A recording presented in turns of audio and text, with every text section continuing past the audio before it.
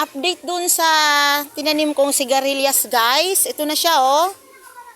Akala ko hindi siya mabubuhay. Ayan, sana mamunga yan, guys. Yung isa, oh, ibababa ko na yan dun sa baba. Ito yung pangatlo. Ito yung pang-apat, guys. So,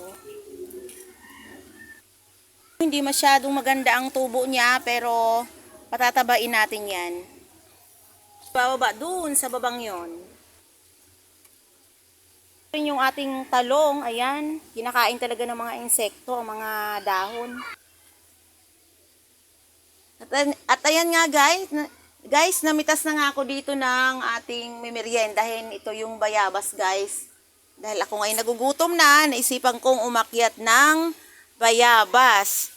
Nalala ko nung bata pa ako, kung walang makain, ay pupunta lang kami sa mga bayabas at aakyat. At ayan, solved na yung aming mamimerienda.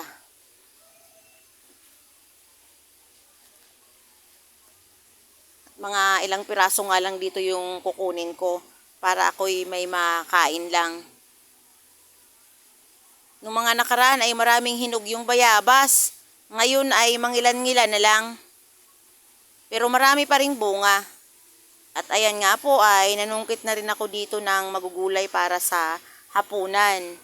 Mga 2 pirasong papaya lang siguro dito yung kukunin ko. Solved na naman yung ating hapunan nito.